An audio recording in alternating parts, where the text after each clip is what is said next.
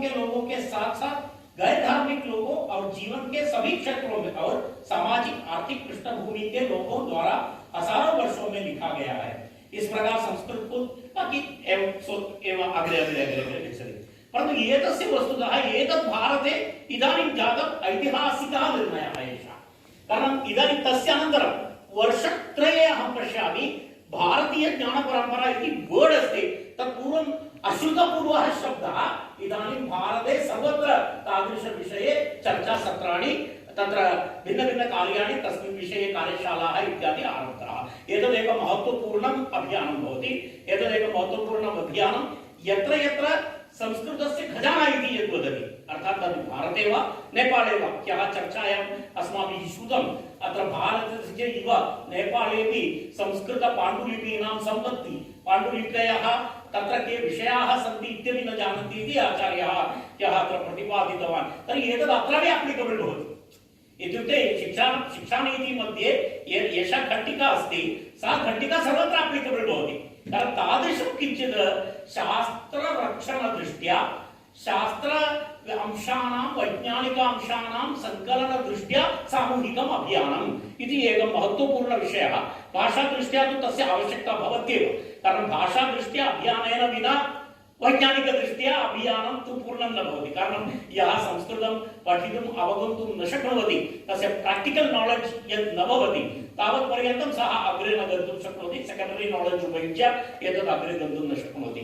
तेन कारणेन यदा राष्ट्रयोः द्वयोः मध्ये मिलित्वा तादृश ज्ञानप्रणाली अनन्तरं भारतीयज्ञानपरम्परायाः अथवा भाषा प्रचारस्य विषये किं किं कर्तुं वयं शक्नुमः इति वस्तुतः एकः चिन्तनीयः महत्त्वपूर्णः कश्चन विषयः अस्ति।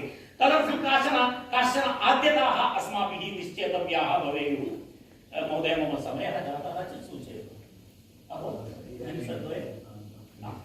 तर्हि अयं विषयः किञ्चित् उत्साहस्य विषयः इति पश्यतु। अहम् एतत् पश्यन् आसम्। अत्र नेपालराष्ट्रे लोकसंख्या नाम 30 कोटि परिमितजनाः भवन्ति। जोग्रफी दृष्ट्या किञ्चित् स्थानम् इत्यादिकं किञ्चित् भिन्नं दूरे अथवा किञ्चित् सर्वत्र इति किञ्चित् भवति। अत्रत्य जनाः सामान्यतः नेपाली भाषा इति अत्रत्य भाषा, हिंदी भाषामपि सर्वे जानन्ति। तर्हि भवन्तः एकवारं चिन्तयन्तु न, नेपालराज्ये सर्वे संस्कृतमपि वक्तुं शक्नुयुः। हम ऐसे सोच सकते हैं, क्योंकि नेपाल में नेपाली भाषा तो बोलते हैं और सब लोगों को हिंदी भी बोलना आता है, ऑलमोस्ट सब लोग बोलते हैं। तो अगर ऐसे एक दिन और भी आ जाएंगे कि सब लोग इसके साथ साथ संस्कृत में भी संभाषण कर पाएंगे, तो ये भी एक विचार हम विचार कर सकते। भाषा शिक्षण यदा संस्कृतस्य भाषा शिक्षण दृष्ट्या अभियान दृष्ट्या वयम् इत्यादयः वासन् तदाधारेण अस्माकं सभ्यता संस्कृतिस्य वर्धिता। अनेन कारणेनैव अनुशासने अस्माकं समाजः आसीत्। तत्र कश्चनैव भेदः। समाजः यदि अनुशासितः न भवति, धर्माचरणयुक्तः न भवति, तर्हि समजः भवति। अमरकोशः वदति पशूनां समूहः समजः, मनुष्याणां समाजः। तर्हि संस्कृतमनुष्याणां समूहः अस्माकं देशः आसीत्। अत्र तावत् समाजे स्वस्थपरिवाराणां समूहः समाजः, न तु केवलं वृद्धानां समूहः, पुरुषाणां समूहः, महिलानां समूहः। तर्हि अस्माकं संस्कृतिः परिवारमूलका संस्कृतिः आसीत्। परिवारस्य कश्चन धर्मः, परिवारे तावत् भाषामपि देवतुल्यं कृत्वा देवभाषा इति देवलोकमेव प्रेषयन्तः सन्ति जनाः। देवभाषा संस्कृतं देवलोके तिष्ठति, तर्हि जनानां मध्ये कुतः अत्र? तर्हि देवभाषा केवलं देवलोकस्य भाषा भवतु इति वा? न तु देवानां भाषा, भाषासु दिव्या अस्ति, अतः देवभाषा एषा। तर्हि अथवा देवालयपर्यन्तं भाषा आसीत्, देवालयभाषा।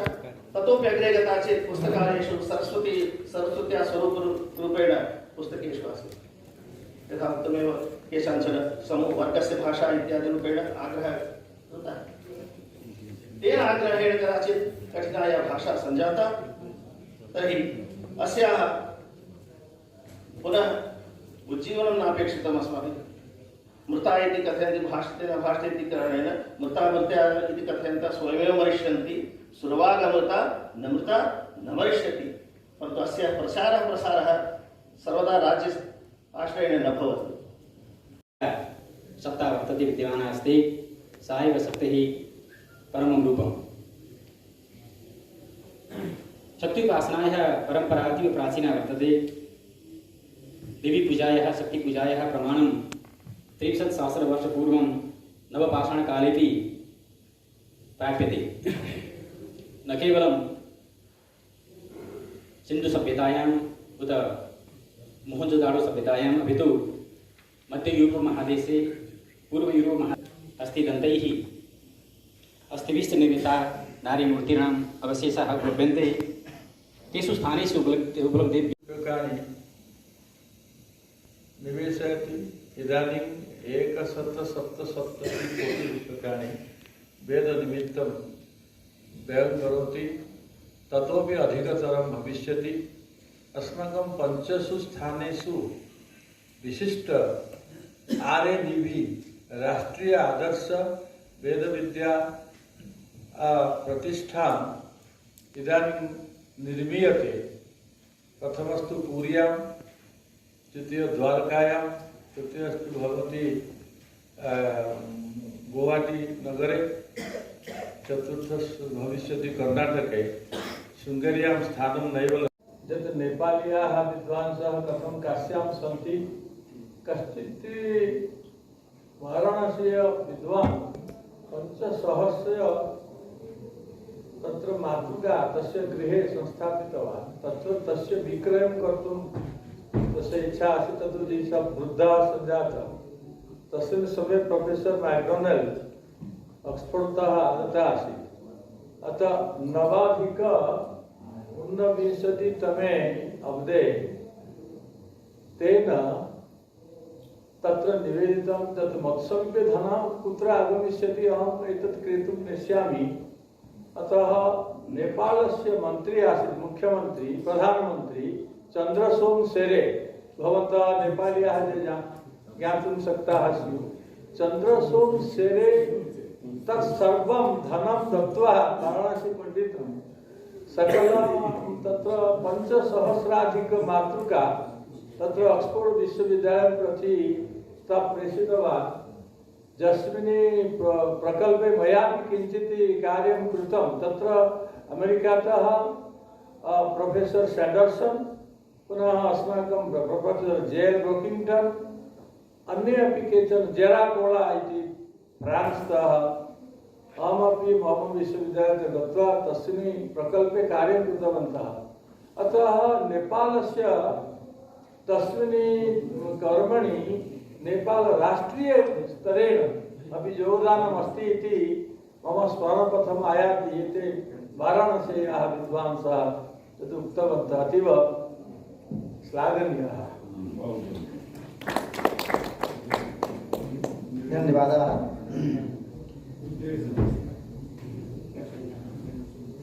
अस्य सत्रस्य अध्यक्षवर्याः सन्ति सान्दीपनि वेदविद्याप्रतिष्ठानस्य अध्यक्षाः सन्ति। अहं निवेदयामि यत् नेपालदेशेपि यद् अनुदानं वेदपाठशालानां भवेत्, केन प्रकारेण भवेत् इति तु भवन्तः एव चिन्तयन्ति। अत्र आचार्याः कुलपतयः अपि सन्ति। मम चिन्तनमस्ति। धन्यवादः। संकल्पपत्रेण वयं लिखिष्यामः। अस्य विषयम् आधृत्य स्वल्पमेव वदामि। अत्र तु समयस्य अभावः विद्यते, अत एव स्वल्पं सारांशरूपेण अहं वच्मि। पर्यावरणविमर्शः आप्रियते परितः समन्ताल्लोकः अनेनेति पर्यावरणं पञ्चतत्त्वानि मिलित्वा पृथक्तया च अस्माकं पर्यावरणं रचयन्ति। पृथ्वी जलं तेजः वायु आकाशश्च प्रकृतेः प्रमुखानि तत्त्वानि सन्ति। प्रकर्षेण सृष्ट्यादिकं कर्म करोति इति प्रकृतिः प्रक्रियकर्तरिक्तिज् इति प्रकृतिशब्दः भवति। परितः आसमन्तात् वर्णम् इति आङ्पूर्वकात् व्रीवर्णे धातोः लुट् प्रत्यये योरणाकम् इति सूत्रेण अनः प्रत्यये पर्यावरणशब्दः सिद्ध्यति। विपूर्वकात् मृष धातोः भावे घञ् विमर्श शब्दस्य सिद्ध्यति। मनुष्यादि प्राणिनां वनस्पत्यादीनां च स्वास्थ्य प्रभावोत्पादकं वातावरणं वायुमण्डलं वेति पर्यावरणं बुध्यते। किंच प्रकृष्टवाचकः प्रश्चकृतिश्च सृष्टिवाचकः सृष्टौ प्रकृष्टा या देवी प्रकृतिस्सा प्रकीर्तिता। एतस्य पर्यावरणविषयस्य विमर्शनं विवेचनं वा विचारो वा पर्यावरणविमर्शः। अत्र सुनिर्दिष्टं पर्यावरणविचारो विमर्शते। सचैतन्यं पंचतत्त्वं बहुधा व्याख्यायते। पर्यावरणतत्त्वम् अत्र शब्दकुंजिकाः सन्ति। वायुः अग्निः अग्निशोभौ सत्यं मृतं यज्ञं यज्ञः उग्रं तपः आपः भूमि इत्यादयः। अत्र पंचतत्त्वस्य विशेषतः पर्यावरणस्य शोधनार्थं वेदमन्त्रेषु बहुधा उक्तम् अस्ति। यथा त्रीणि मन्त्राणि अहं वक्तुम् आरभे। ओम मधुपाता रेतायते मधुक्षरान्ति सिन्धवः माध्वीर्नाः सान्त्वोखधीः मधुनक्तमुतोखसो मधुमत्पार्थिवकुरजः मधुद्यौरस्तु नः पिता मधुमान्नो वनस्पतिं मधुमाम् अस्तु सूर्यः माध्वीर्गावो भवन्तु नः। ओम अत्र पर्यावरण विषयः पंचतत्त्व प्रकृतिभूत विषयः तेषां शोधनार्थं शुद्ध्यर्थं पर्यावरण संशुद्धि हेतोः अस्माभिः प्रयासः करणीयः इति विषये तत्र मधुशब्देन सर्वत्र शोधकार्यं यत्र पृथ्वी जलम तेजः वायु आकाशश्च शोधनीयः इति विषयम् अत्र मंत्रे उक्तमस्ति। अत्र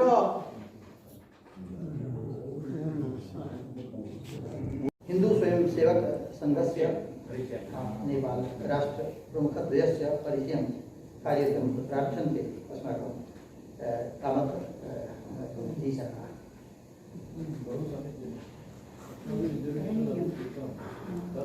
अस्माकं संस्कृतकार्यस्य पृष्ठे अत्र हिंदू स्वयं सेवक संघः अपि अस्ति। हिंदू स्वयं सेवक संघस्य नेपाल राष्ट्रस्य राष्ट्रप्रचारकः वेद प्रकाशः मूलतः असमतः अस्ति। संस्कृते आचार्य पदवीं संप्राप्य 8 वर्षाणि संस्कृतभारत्याः पूर्णकालिकरूपेण तत्र कार्यं कृतवान्। तदनन्तरं संघप्रचारकरूपेण गत 36 वर्षेभ्यः संघप्रचारकः इदानीम् अत्र राष्ट्रस्य प्रचारकः अस्ति। रेवितकुमारः इंजीनियरिंग पदवीं समाप्य गत 32 वर्षेभ्यः संघप्रचारकः मेरठ मयराष्ट्रतः अस्ति। रेवितकुमारः राष्ट्रस्य सह प्रचारकरूपेण अत्र कार्यं नाम रेवितकुमार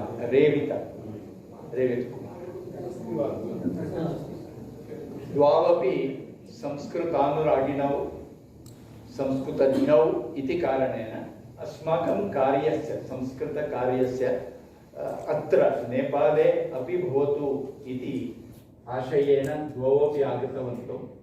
अंधकारे प्रकाशरूपेण वेदप्रकाशः वेदाङ्गस्य अस्मिन् सत्रे वेदप्रकाशः आगतः।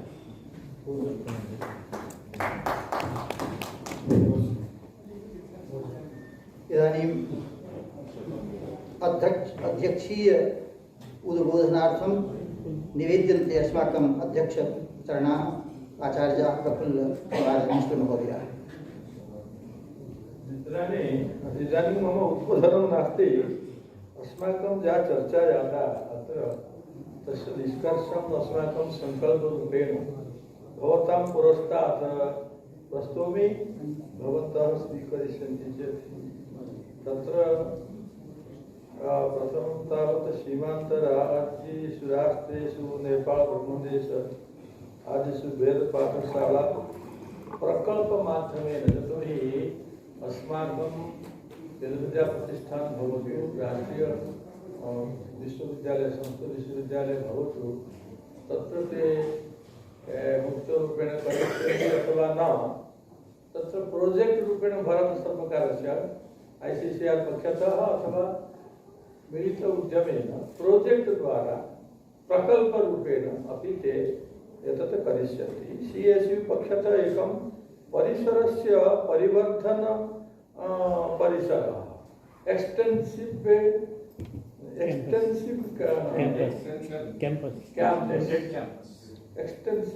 एक्सटेन्शन कैंपस एकं भवितुं शक्नोति। द्वितीयस्ति MSVVP जो महर्षि शांतिपनि राष्ट्रीय वेदविद्या प्रतिष्ठान पक्षतः वेदविद्यालयः शिष्य परंपरा वर्धनं कर्तुमपि वयं ददामः। एक्सटेंडेड कैंपस यदि भविष्यति तत्र छात्रसंख्या न्यूना भवितुमर्हति भारते।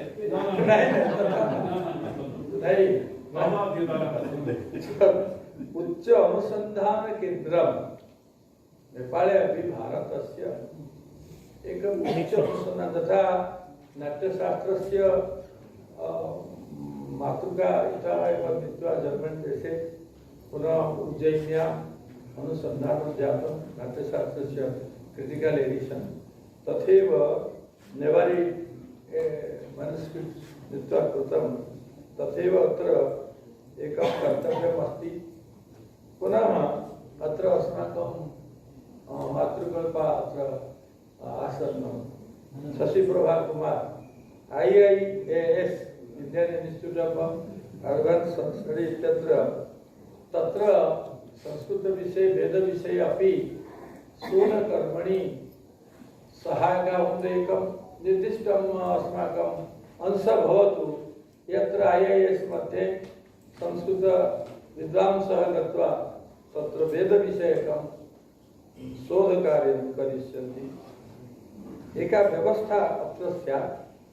भारतवर्षस्य सामाजिकानां शासनस्य दायित्वमस्ति यत् काशी विश्वनाथ मन्दिरं, राम मन्दिरं ट्रस्ट, काशी विश्वनाथ मन्दिर ट्रस्ट, तिरुपति ट्रस्ट करोति एव।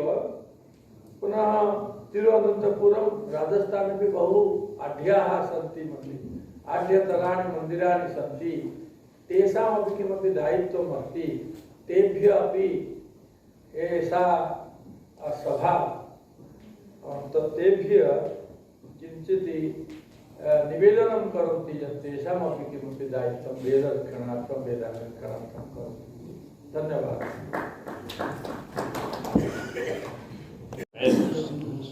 मंचानुशासन में रहूँगा, इसीलिए मैं समय के अंदर अपनी बात पूरी करूँगा। आज की इस संगोष्ठी में, इस सम्मेलन में, इस संकल्प सम्मेलन में, यह एक संकल्प भारतीय भाषाओं और नेपाल की भाषा के बीच में राष्ट्रीय शिक्षा नीति का जो स्वरूप आया है, उसमें भाषा एक प्रमुख मुद्दा है, प्रमुख केंद्र है। भाषा के माध्यम से हम कैसे अपने मानव का विकास करें, कैसे उसके अंदर संस्कार डालें, कैसे उसको जड़ से जोड़ें, कैसे उसके मानसिक स्तर को बढ़ाएं। पूर्व में हमारे आदरणीय कामत जी और आदरणीय कुलपति श्रीनिवास बरखगी जी ने सारी बातें कही। कामत जी ने आज बहुत अच्छी बात कही, बहुत बड़ी बात कही कि संस्कृत पढ़ने से, संस्कृत के अध्ययन, वाचन, मनन से व्यक्ति का रूपांतरण होता है। यह सच है कि वैदिक मंत्र, वैदिक श्लोक हमें अवसाद की ओर नहीं ले जाता है। तो भारतीय भाषाओं के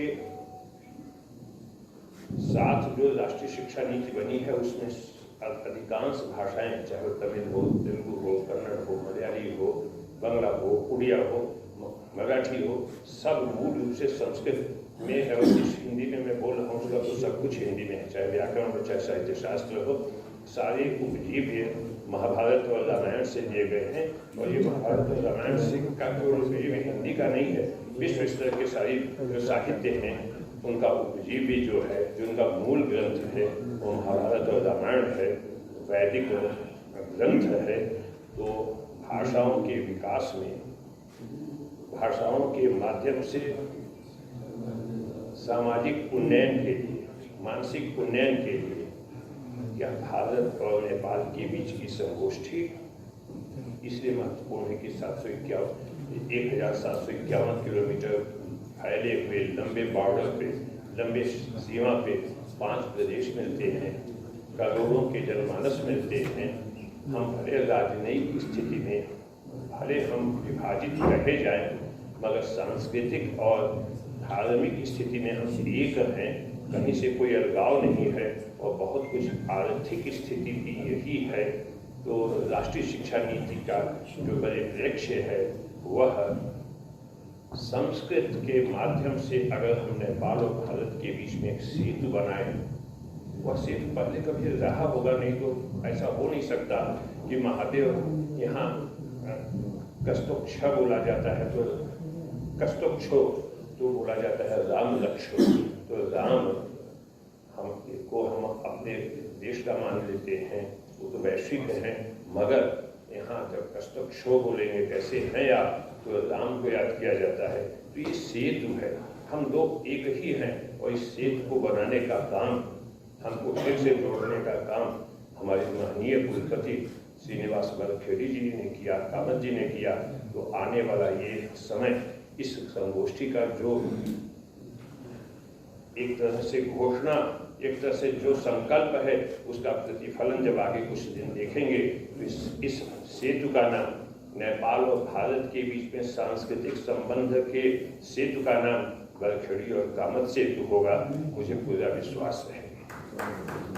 दूसरी बात, ये कामत जी से भी हम थोड़ा सा अलग होते हैं, क्योंकि सारी चीज में हम यहाँ तो नहीं करते हैं। मैंने अभी बाद में दूसरे सत्र में कहा था कि जब तक हम कुछ मौलिक रचना नहीं करेंगे, हम जब तक कुछ मौलिक चीजें नहीं लिखेंगे, नहीं कृतिकार बनेंगे, तो हम वाल्मीकि या भारवी माघ के भरोसे हम ज्यादा दिन, कितने दिन चलेंगे। वो हमारी जिजीविषा है, संस्कृत जिजीविषा की भाषा है, मृत्युंजयी भाषा है।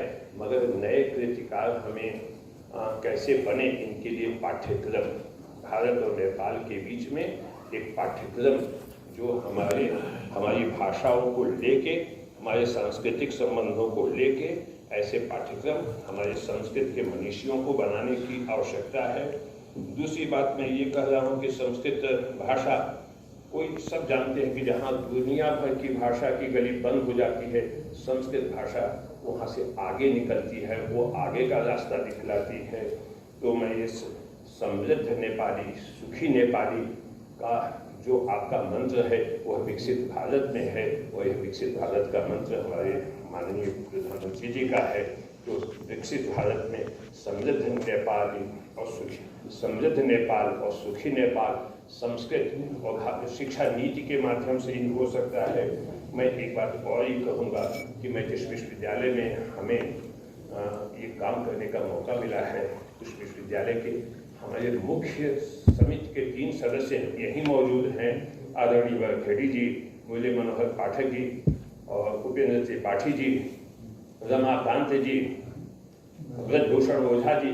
मैं ये आप सबसे ये आग्रह में प्रार्थना करूंगा कि भारत नेपाल सांस्कृतिक संबंध, ऐतिहासिक संबंध, सांस्कृतिक और ऐतिहासिक संबंध के लिए हमारे विश्वविद्यालय में हम पीठ स्थापना करने का, एक सेंटर बनाने का एक जो संकल्प प्रस्ताव लाएंगे, आप उस पर हमें आशीष देंगे, आशीर्वाद देंगे, तो एक ऐसा हो जाएगा कि वह अभी तक वो भूमि है, वह चित्रकूट बिल्कुल किसी रूप में महानगर नहीं है। और यहाँ का भी जो भी आप स्वरूप पाएंगे, चाहे वह अवधी हो, भोजपुरी हो, मगही हो, मैथिली हो, बहुत सारी भाषाएं मिलती हैं नेपाल के बॉर्डर से। तो एक बड़ा कार्यक्रम भारतीय भाषा नीति के माध्यम से, और शिक्षा नई जो हमारी राष्ट्रीय शिक्षा नीति है, जो हमारी 2020 की शिक्षा नीति है, जो आपके यहाँ संबत 2076 का ये जो आपका भी नेपाल का भी जो ये नई शिक्षा नीति है, उसमें हमारा एक ही संकल्प है कि हम अपने गुरुकुल के माध्यम से, हम अपने परंपरागत शिक्षा के माध्यम से वह हासिल कर सकते हैं जो चराचरम तत्पदम दर्शितम येन तस्मै श्री गुरवे नमः। सरस्वती नः शुभगा वयस्करत्त नमः सभाभ्यः सभापतिभ्यश्च। नेपाल भारतयोः आत्मीय सम्बन्धस्य मूलं संस्कृतम्। विषय प्रवेशः। नेपाल भारतयोः मैत्रीपूर्ण सम्बन्धस्य संयोजने सुदृढतरनिकषोपमं देशद्वयस्य विशिष्ट विदुषां सहभागित्वे इतः पूर्वमपि नेपाल भारतान्तर्गत अन्तर्राष्ट्रीय संस्कृत सम्मेलनं वारत्रयं नेपाले समायोजितमित्यस्माकं कृते महतो हर्षस्य विषयः। सम्प्रति च तस्यैव शृङ्खलारूपेण सम्मेलनमिदमत्र नेपाले सम्पत्स्यमानमस्तीति च वयं संस्कृत विद्या निर्मित प्रगाढ़ संबंध सुदृढीकरण विधौ नवीन सोपाने समारूढ़ा स्म। एतादृशं सम्मेलनं भारते, नेपाले, भारतवर्षे वा यत्र कुत्रापि भवेत्, तस्य योगदानं संस्कृत विद्यायाः संरक्षणेन, तत्र स्थानं विज्ञान सम्बद्धानां विषयाणाम् अनुसन्धानेन समग्रतः संस्कृत वाङ्मयस्य समुन्नत्यै भवितुमर्हतीति नात्र कोऽपि संवादः। तदेव हृदि निधाय भारतस्य संस्कृत विद्या परंपरायानुप्राणिता नैपालिकी संस्कृत विद्या सरणिः समृद्धमधिगतेति नेपाले संचालितानां तामेव परंपराम् अभिलक्ष्य मध्ये भारतीयैः विद्वद्भिः कथं महनीयं योगदानं प्रापितमिति सन्दर्भं संयोज्य साम्प्रतं यावत् नेपाले प्रचलितायाः संस्कृत विद्या परंपरायाः विषये यथाक्रमं संक्षेपेण प्रस्तुतिपूर्वकं विद्या विद्योतित देशद्वय संबंधोपरि किंचित प्रस्तूयते। संस्कृत विद्यायाः महत्त्वं। संस्कृत विद्या प्राचीन वैदिक संस्कृतेः पौरस्त्य दार्शनिक चिन्तनस्य च स्रोतोऽस्ति। संस्कृतं न केवलं भाषायामेव निहितम् अपितु विश्वस्य जीवनं वस्तु वर्तते। ज्ञानाय जनशलाकया चक्षुरुन्मीलितं येन तस्मै श्री गुरवे नमः। अंतर्राष्ट्रीय नेपाल भारत संस्कृत सम्मेलनम इत्यस्य अंतर्गतं दिनत्रयात्मकस्य सम्मेलनस्य द्वितीये दिने अत्र परिचर्चासत्रे या परिचर्चा प्रचलति राष्ट्रीय शिक्षा नीते क्रियान्वयनं तस्य नेपाले प्रभावश्च इति विषयं मूलीकृत्य मन्ये पञ्चवक्तृभिः स्वकीयानि मतानि प्रस्तुतानि। सर्वादौ प्रोफेसर सर्वनारायण झा महाभागेन राष्ट्रीयायाः शिक्षानीतेः यानि वैशिष्ट्यानि सन्ति तानि सर्वाणि समुपस्थाप्य अस्माभिः त्रिभिरपि विश्वविद्यालयैः ये केन्द्रीय विश्वविद्यालयाः सन्ति तैः तद्दिशि किमनुष्ठीयते, कियत् यावत् अस्माभिः तत्र क्रियान्वयनं कृतमिति सर्वे विषयाः तेन सम्यक् प्रतिपादितः। अतः तत्र अहं किञ्चित् न वक्तुमीहे। यदवशिष्टं तत्रत्यमासीत् तद् सुहृद्वरेण वनमाली विश्वाल महाभागेन पूरितम्। अनन्तरं च अत्र सन्ति ढकाल महाभागाः, ते नेपाली भाषामाश्रित्य स्वकीयां प्रस्तुतिं कृतवन्तः अत्र अस्माकं समेषां पुरतः।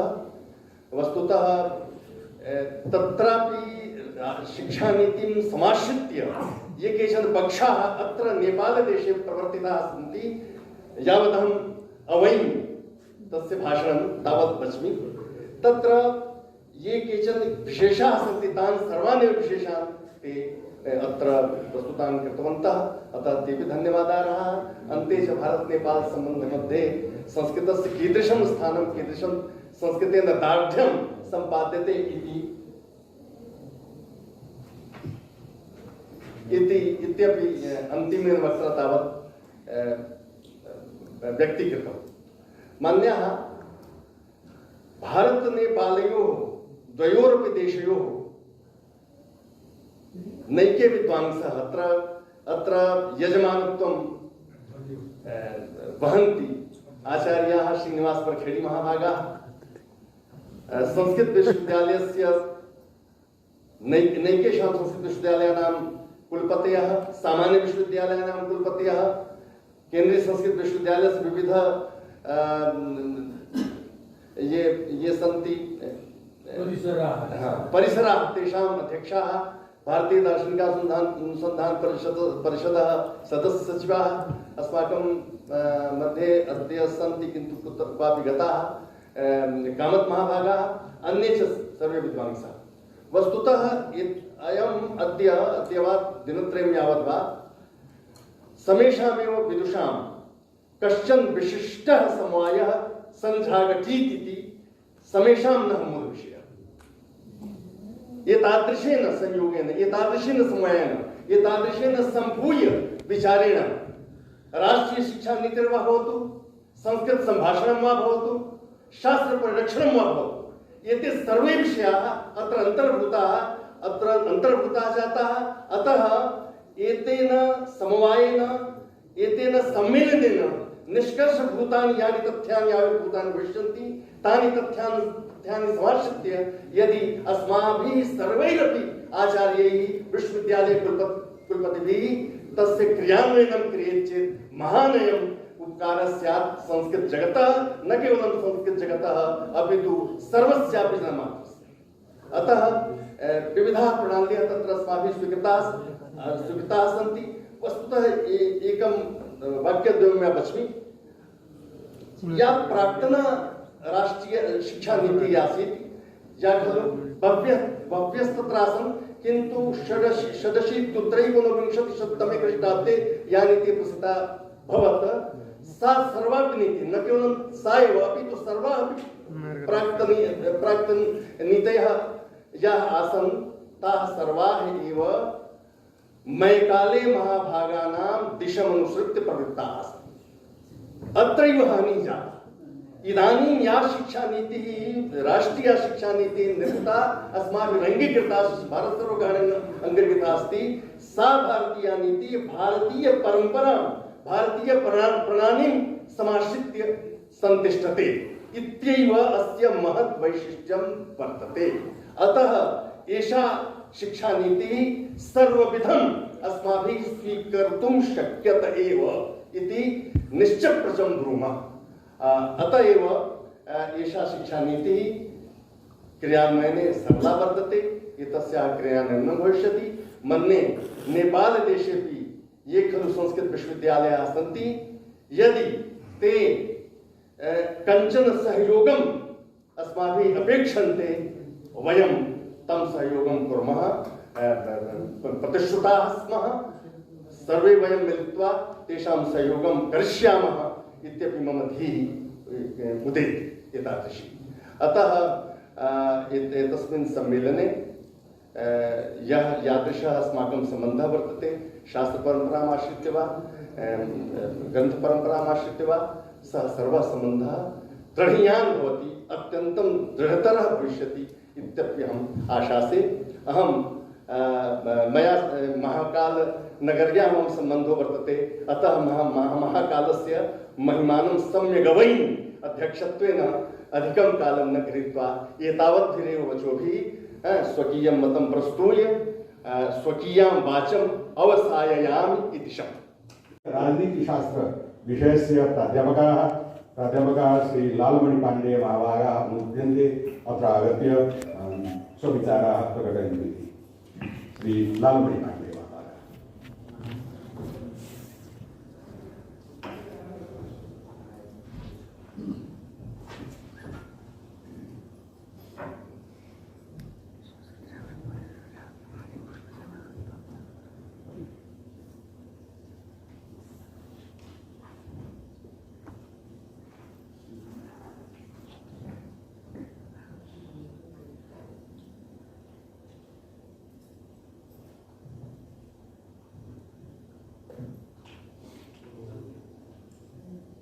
सलिलं यसिन्दो सलिलं सलीलं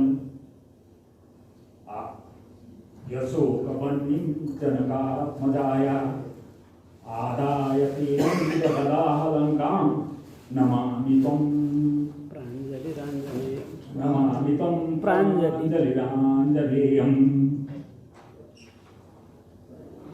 समादरणीय सत्रस्य अध्यक्षमावागा समुपस्थिता विद्वांसः विदुषस्य नेपाल भारत संस्कृत सम्मेलनस्य अस्मिन् सत्रे मम प्रस्तुतिकरणस्य विषयः दण्डनीति विमर्शः इति अस्ति। मम विषयः आधुनिक राजनीतिशास्त्रं वर्तते। नास्मि अहं संस्कृतस्य परन्तु इदं संस्कृतस्य सम्मेलनम् अतः अद्य मया अपि सरल संस्कृते एव दण्डनीति परामर्श विषये स्वविचारान् प्रकटयितुं मया प्रयासो विधीयते।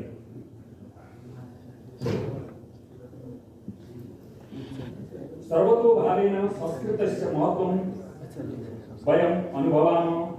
संस्कृत भाषा विश्वस्य सर्वासु भाषासु प्राचीनतमा भाषा अस्ति। संस्कृतं वैदिक आर्याणां भाषा अस्ति। अस्माकं प्राणभूता एषा भाषा। संस्कृत भाषायाम् एव अस्माकं वैदिक सनातन सभ्यतायाः पूर्णपरिचयः प्राप्यते। वेदा धर्मशास्त्राणि रामायणं महाभारतम् इत्यादयः ग्रन्थाः संस्कृते एव सन्ति। संस्कृते 18 विद्यास्थानानि सन्ति इति चर्चा विद्यते।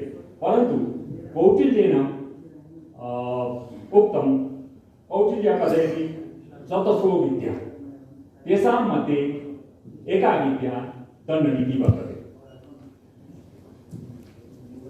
कौटिल्यः लिखति आन्वीक्षिकीत्रयीवार्ता दण्डनीतिश्चेति विद्या। आन्वीक्षिकी दर्शनशास्त्रम् अध्यात्मविद्या वर्तते। वेदार्थ प्रकाशनी विद्या च आन्वीक्षिकी। अपरा विद्या त्रयी त्रयो वेदा ततः वार्ताशास्त्रम्। तृतीया विद्या वर्तते वार्ताशास्त्रम्। वार्ताशास्त्रे कृषि पशुपाल्ये वाणिज्या च वार्ता इति।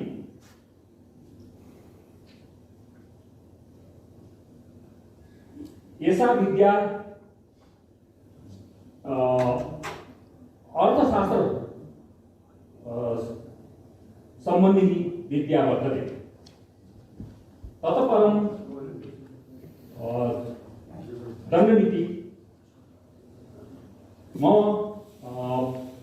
विषयोपि आधुनिक राजनीतिशास्त्रं वर्तते। परन्तु दण्डनीति तस्य सम्बन्धिनी विद्या वर्तते।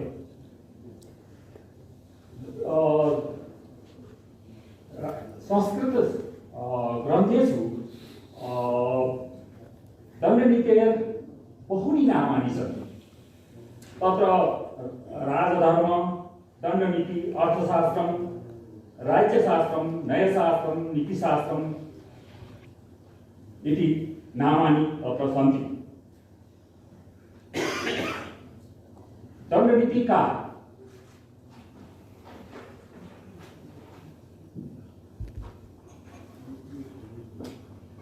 दण्डनीति का कौटिल्य कथयति आन्वीक्षिकीत्रयीवार्तानां योगक्षेम साधनो दण्डः तस्य रीति दण्डनीति। अलब्ध लाभार्था लब्ध परिरक्षणी रक्षित परिवर्धिनी तस्य तीर्थेषु वृद्धस्य तीर्थेषु प्रतिपादिनी च। नेपालेष्वत् मुदितमनसा कुपिता जैमनीया। नेपालेष्वत् मुदितमनसा कौविदा जैमनीया। उत्सैर्भावे सकलसुरभु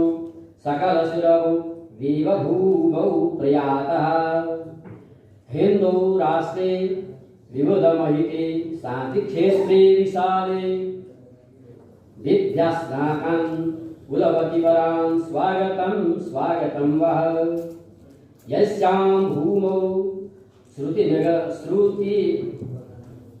श्रुतिनिगदितो राजते नीलकण्ठ यस्यां भूमौ श्रुतिनिगदितो राजते नीलकण्ठ यस्या भावे प्रकृतिरजितो भ्राजते नीलकण्ठ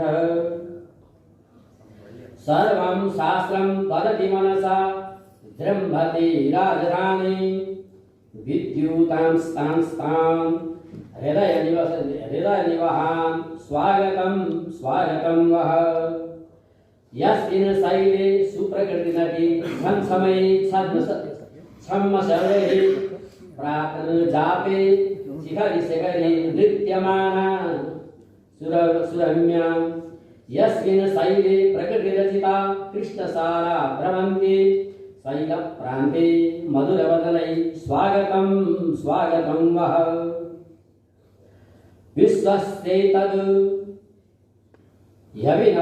यविनवगुणां प्राक्तनं हिन्दुराष्ट्रं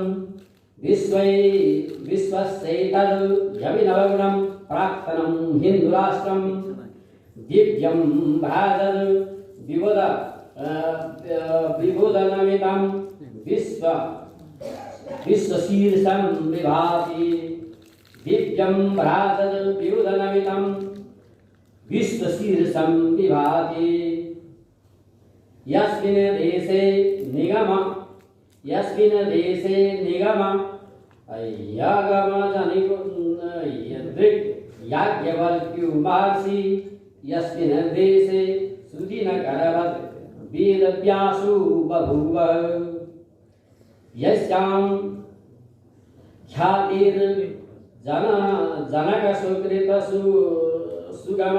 सुगतैर्वर्धते प्रत्यहंसा हिंसा लग्ने यखिलभुवने राजते शान्तिभूमिः यस्यां भूमौ किल रचितवान् दिव्यकाव्यं महर्षि तस्यां भूमौ कविबुधवरान् स्वागतं वः सर्वं शास्त्रं कथयति सदा संस्कृतं देवभाषा सर्वान् वेदान् लिखति सुरगिः संस्कृतं वेदभाषा आर्षग्रन्थैर्भरितमखिलं संस्कृतं सहस्रभाषः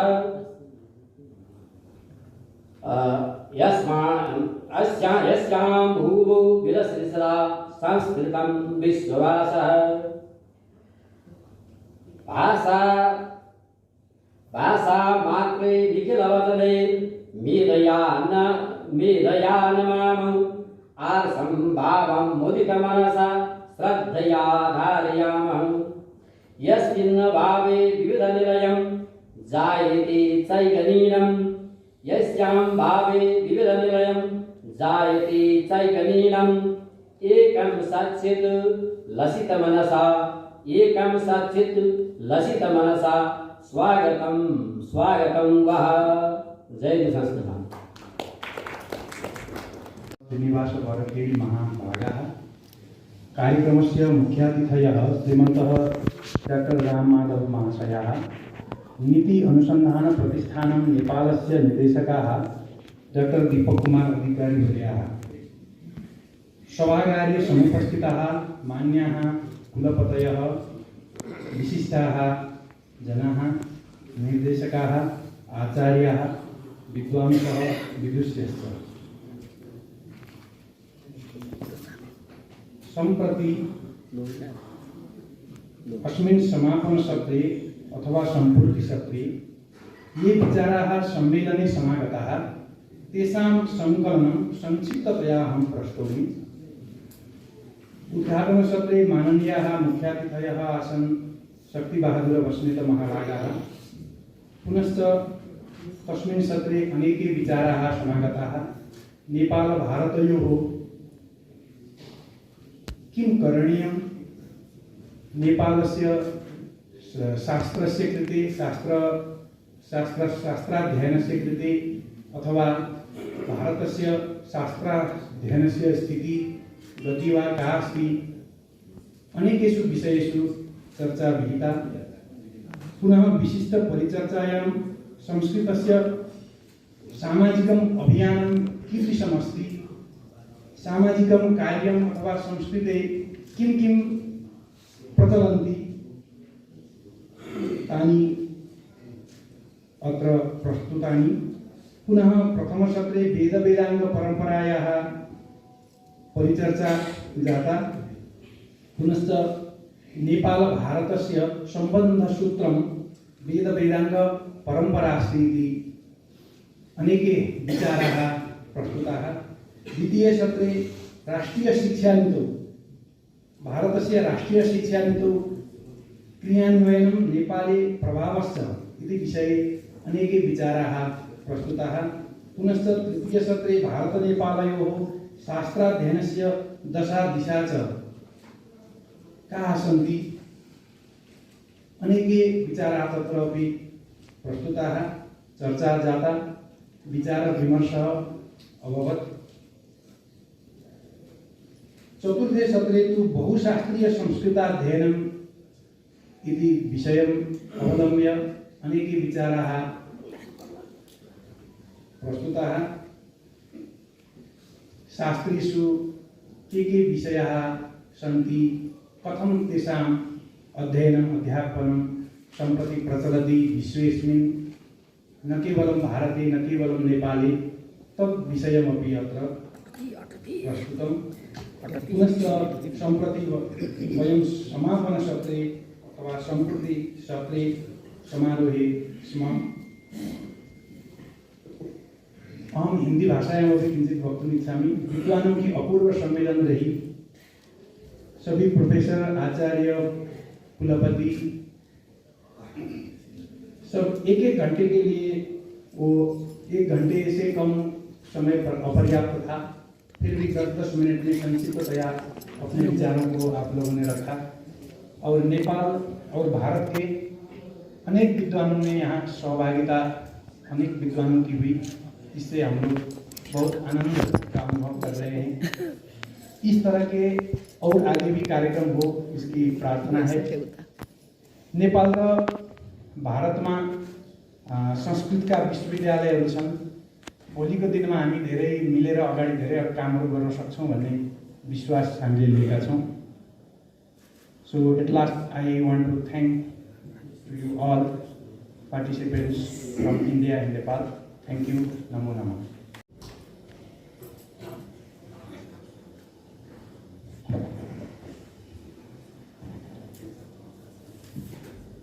नेपाल भारत अंतर्राष्ट्रीय संस्कृत सम्मेलन के समापन सत्र के मंच पर उपस्थित आदरणीय सभा के अध्यक्ष प्रोफेसर श्रीनिवास बरखेड़ी जी और इस कार्यक्रम के मुख्य अतिथि मान्यवर राम माधव जी और यह सम्मेलन के संयोजक श्री प्रेम नेपाली जी, इस कार्यक्रम के लिए भारत के प्रतिष्ठित संस्कृत विश्वविद्यालय के माननीय उपकुलपति महोदय और जो भी अन्य जो केंद्र है उनके आदरणीय निर्देशक प्रोफेसर और नेपाल के भी सभी क्षेत्र से पधारे हुए विशिष्ट विद्वान, कुछ पत्रकार बंधु को भी अभी हमने इस समापन सत्र में निमंत्रण किया। आप सभी को और अन्य प्रतिनिधियों को भी मैं सभी को एक बार नमन करता हूँ। शुरू में उद्घाटन सत्र में मैंने उल्लेख किया था कि हम निमित्त थे इस कार्यक्रम के लिए। मान्यवर राम माधव जी का मार्गदर्शन, इंडिया फाउंडेशन का सहयोग और केंद्रीय संस्कृत विश्वविद्यालय के जो उपकुलपति जी मान्यवर श्रीनिवास जी के एक प्रॉपर गाइडेंस के कारण यह एक कार्यक्रम संपन्न हुआ। निमित्त तो किसी को बनना पड़ता है, हम सब जानते हैं, क्योंकि जब किसी भी अच्छे चीज़ के लिए कार्य होता है, यानी संस्कृत के लिए, संस्कृति के लिए, धर्म के लिए, राष्ट्र के लिए, वो कार्य पवित्र होता है। इसीलिए जब कार्य कोई पवित्र होता है तो उसको हम धार्मिक भी कहते हैं, आध्यात्मिक कहते हैं। इसीलिए वो ईश्वरीय कार्य है, धार्मिक पवित्र होने के नाते। तो जिस कार्यक्रम के निमित्त हम यहाँ एकत्रित हुए थे, ये ईश्वरीय कार्य है। ईश्वर परीक्षा लेते हम सब जानते हैं, क्योंकि ईश्वरीय कार्य के लिए हम सब निमित्त हैं। मैंने ऐसे मन में विचार किया, 2-3 बिंदु मैं यहाँ रखूँगा इस समापन सत्र में। ऐसे एक मेरे मन में विचार आ रहा है।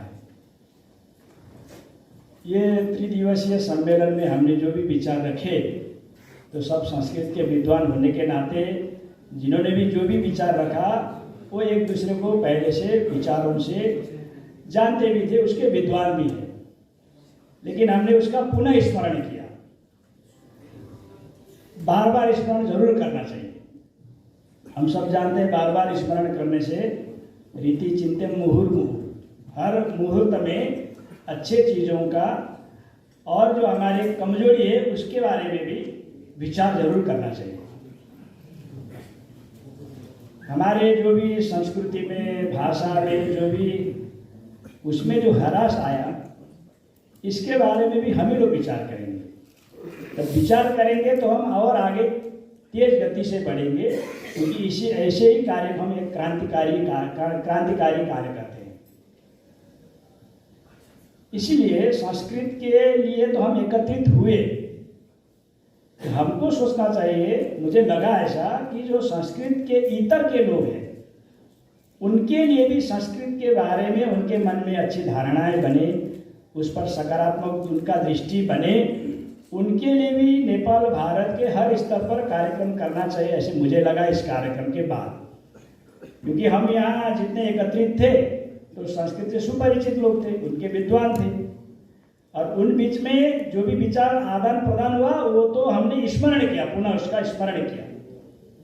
लेकिन इससे जो बाहर जो समाज है उनके लिए संस्कृत के संदर्भ में जो इसका ज्ञान है, इस बारे में हमको ऐसा अवसर उत्पन्न करना चाहिए। उनके लिए भी ऐसा एक मेरे मन में इस समय आ रहा था।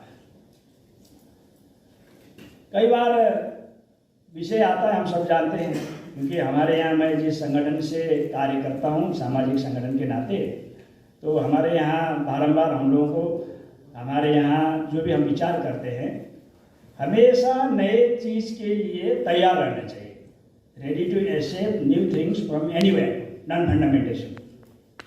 हमारे यहाँ संस्कृत में कहा ये, क्योंकि जो मेरे दादाजी ने ये कुआं खरीदा, खोदा है, इसका पानी तो नमकीन है, खारा है, मैं लेकिन यही पीऊँगा क्योंकि मैं परिवर्तन होना नहीं चाहता हूँ। ये तो का पुरुष कहता है। दर्शरूपेण तु बहुविषयः समागतः, तत्रापि सद्य अस्माभिः किं कर्तुं शक्यते इति विचिन्त्य अस्माकं कुलपतीनां निर्देशने, तेषां सहयोगे च श्रीपद्भिः नितिन जैनमहाशयैः श्रमेण एतत् सर्वं निर्धारितम्। अहमपि तत्र संलग्नः अस्मि, अन्ये अनेके विद्वांसः सन्ति। तदहम् अत्र केवलं पठित्वा गच्छामि। सङ्कल्पपत्रं तदस्ति।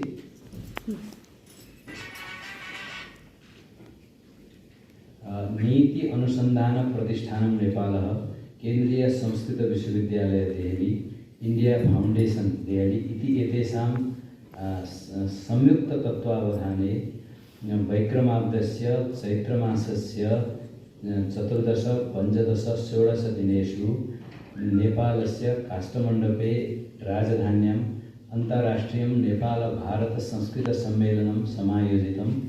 अस्मिन् सम्मेलने भारतस्य संस्कृत विश्वविद्यालयानां अन्येषां विश्वविद्यालयानां च कुलपतयः, केन्द्रीय संस्कृत विश्वविद्यालय परिसराणां निर्देशकाः, नेपाल संस्कृत विश्वविद्यालयस्य कुलपति आचार्यश्च, विशिष्ट संस्थानां प्रमुखाः, अध्येतारश्च सम्मिलिताः सन्ति।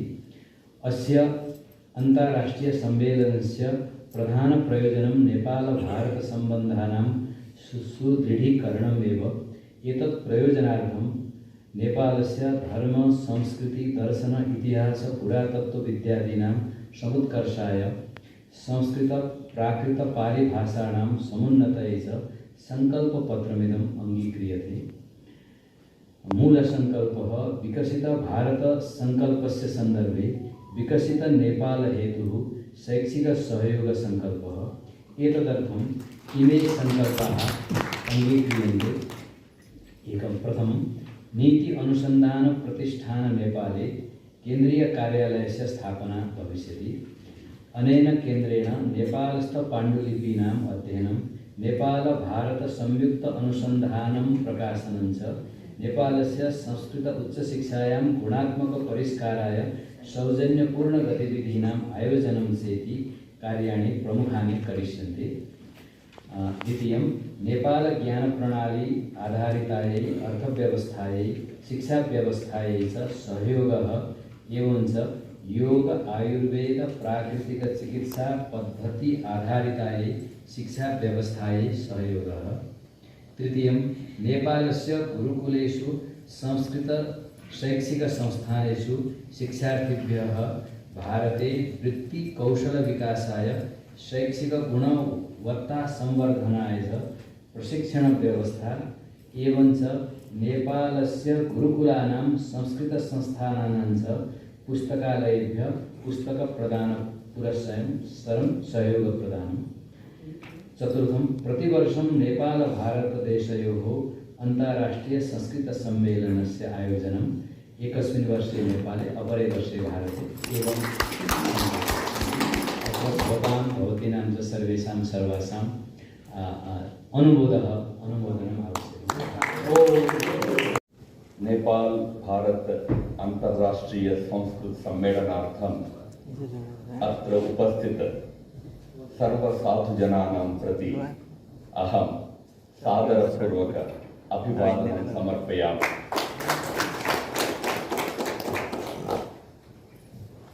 बाल्यकालेषु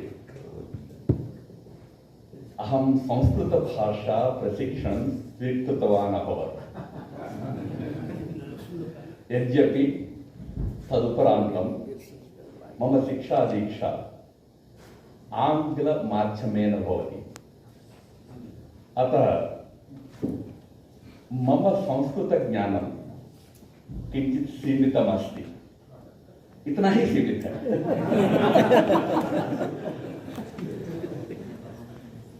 और इतना अभी मैं बैठ के पढ़ा लिखा था।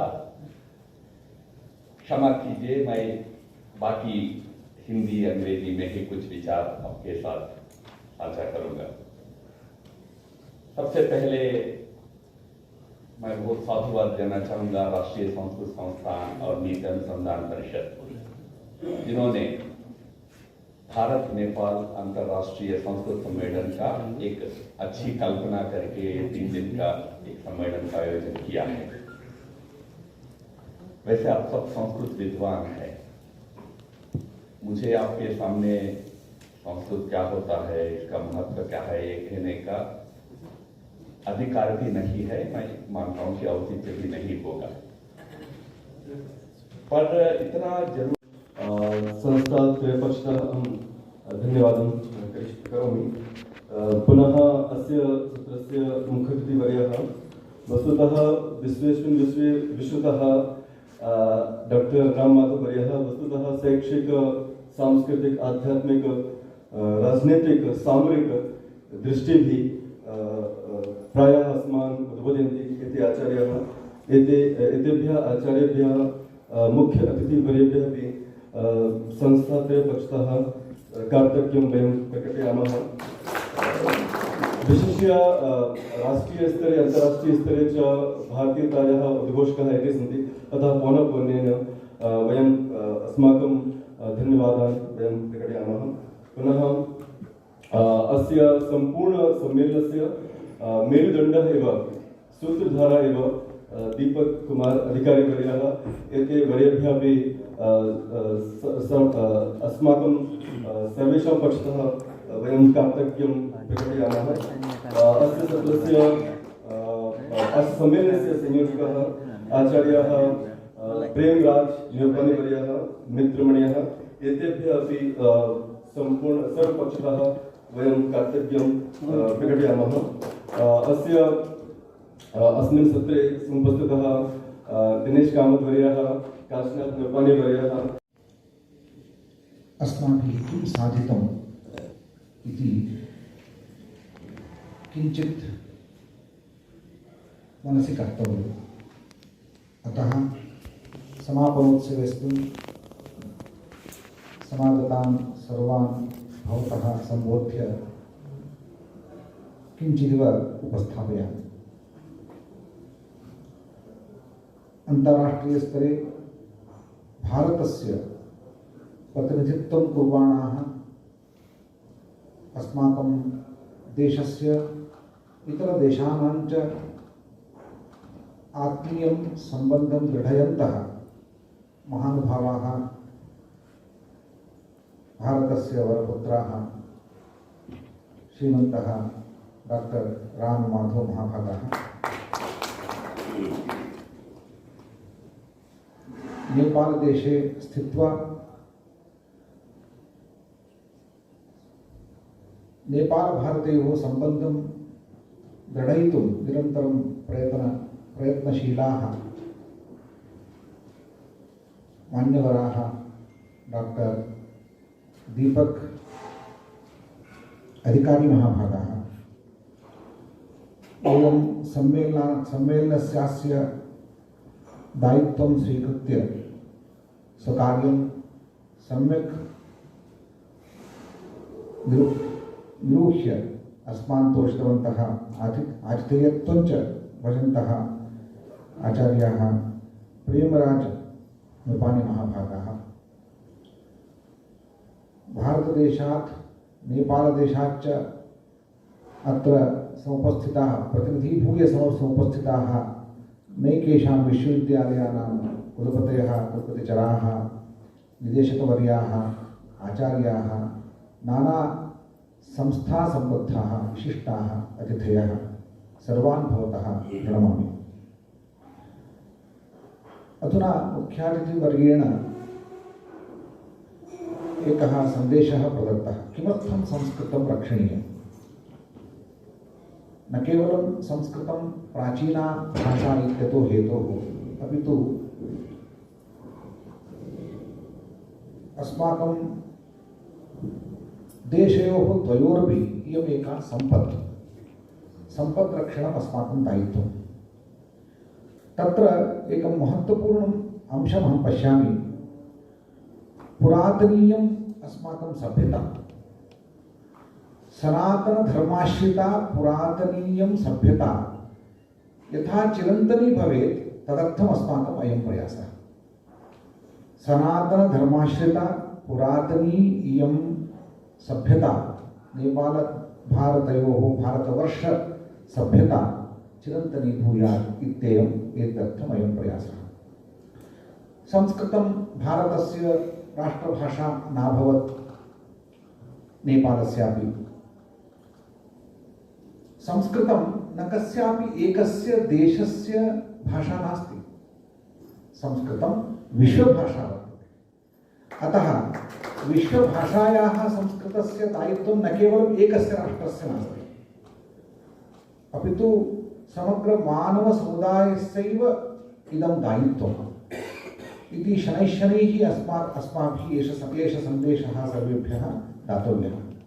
तत्र सर्वप्रथमम् अस्माकम् अयं प्रयासः आधुनिके युगे अस्मिन् विशिष्टे सन्दर्भे अस्माभिः नेपालभारतयोः सम्बन्धं दृढीकृत्य तत्र संस्कृतभाषा सेतुं वयं रचयितुं प्रयतामहे। तदर्थम् इदं सम्मेलनं। नेपाल-भारत-सम्बन्धस्तु अत्यन्तं दृढीकृतः सम्बन्धः। आवयोर्मध्ये सीमा एव नास्ति। आवयोर्मध्ये नामभेदः, परन्तु न तत्र सीमा न तत्र बन्धः। मध्ये भवन्तः देशभेदं कृत्वा सीमाङ्कनं कर्तुमेव न शक्नुमः। तथा आवयोः सम्बन्धः। भारते नेपाली भाषा अधिकृतभाषारूपेण स्वीकृता। भारतीयभाषासु अन्यतमा नेपाली भाषा वर्तते।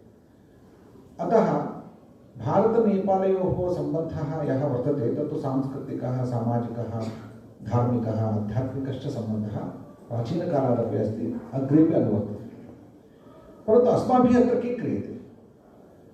मैं एक उदाहरण देता हूँ। जब एक वस्त्र बनता है उसमें आतान होता है, एक संबंध ऐसा होता है। तो आतान सामाजिक संबंधः आतान सदृश संबंधः एक मुखेन ससंबंधः प्रवर्तते।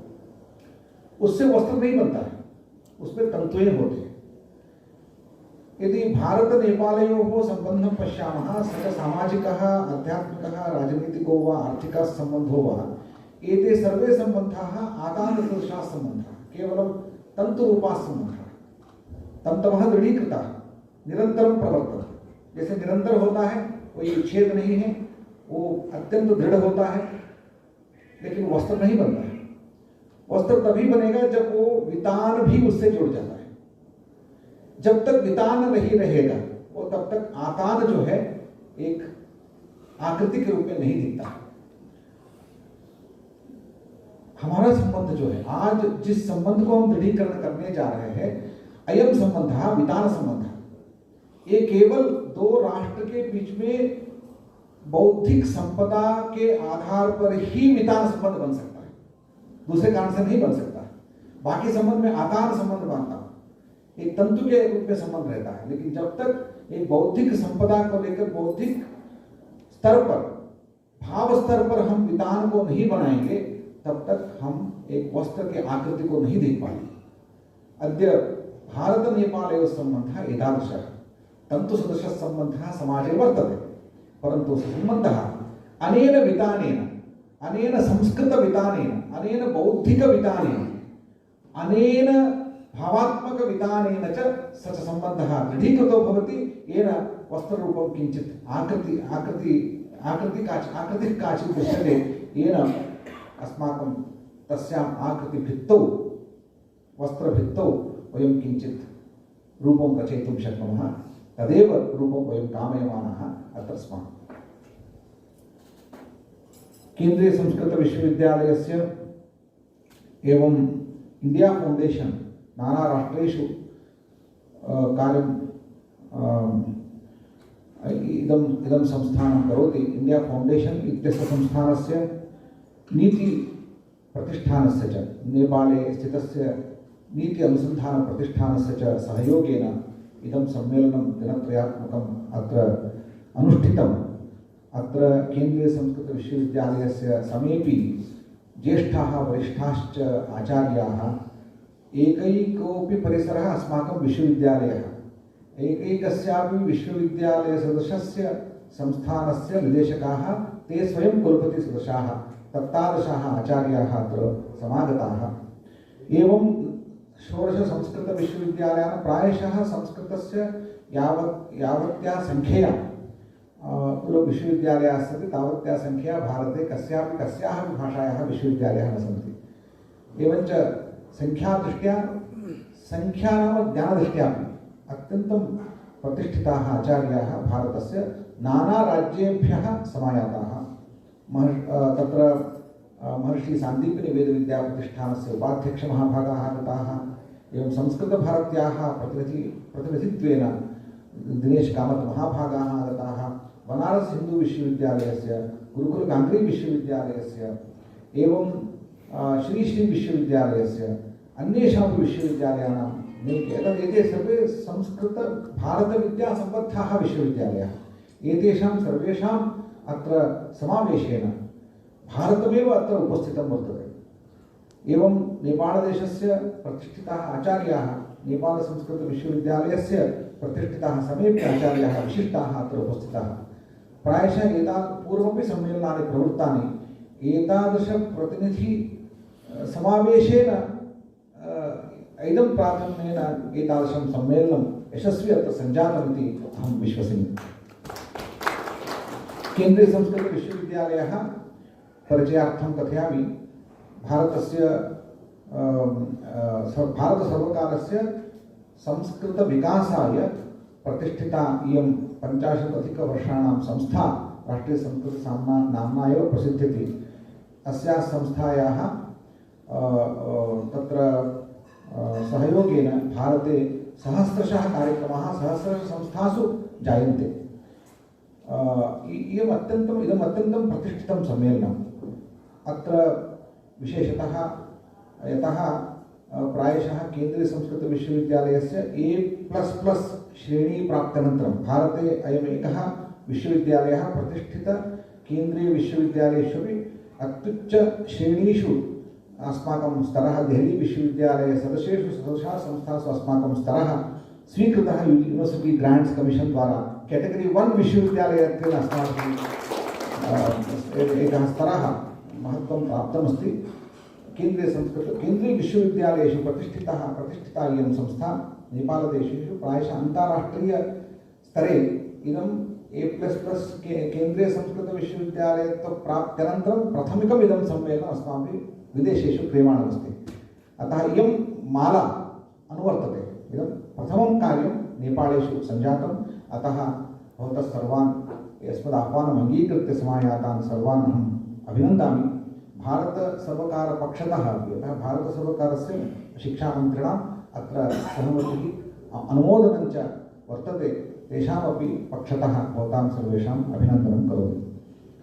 अत्र यद्यपि प्रत्येक व्यक्ति हमारे मुख्यमंत्री के सामने मैं रखना चाहता हूँ, आपने यहाँ के एक जितने व्यक्ति हैं वो कम से कम 5,000 से 10,000 छात्र और आचार्यों को प्रतिनिधित्व कर रहे हैं। तो आपका एक वचन भी इतने हमारे परिसर, इतने संस्कृत विश्वविद्यालय के भारत के जितने भी लोग हैं वहाँ तक एक आपका संदेश पहुँच जाएगा। तो हम आनंद से और गर्व से ये कहना चाहते हैं कि इस सम्मेलन में जो भी निर्णय संकल्प स्वीकृत है, ये संकल्प अनुष्ठान करने के लिए केंद्रीय संस्कृत विश्वविद्यालय प्रतिबद्ध रहेगा। और आने वाले दिनों में सम्मेलनों को जैसे यहाँ संकल्प पत्र में स्वीकृत है, मैं इस सम्मेलन के अंतिम रूप से नेपाल के संस्कृत विद्वानों को आगामी वर्ष में भारत में सम्मेलन में स्वागत करना चाहता हूँ। और इस सम्मेलन के नेतृत्व और सूत्रधारत्व स्वीकार करने के लिए क्योंकि मैं एक बार विचार में आया था इसको करना है, लेकिन ऐसे एक व्यक्ति नेपाल में है, वो कहीं भी घुस के वो काम निकाल सकते हैं। वो आपको बहुत लोगों को जानकारी नहीं है, लेकिन मैं जानता हूँ हमारे ऑफिस में कितने बार आए हैं, कितने बार इसको लेकर मेरे से बात हुई है। मैं उससे ज़्यादा इस संकल्प को आगे लेके जाने में एक व्यक्ति का पूर्ण दायित्व है, वो उत्साह है, वो है हमारे दीपक भाई, दीपक अधिकारी जी को मैं सम्मेलन की ओर से, समग्र संस्कृत विद्वानों की ओर से एक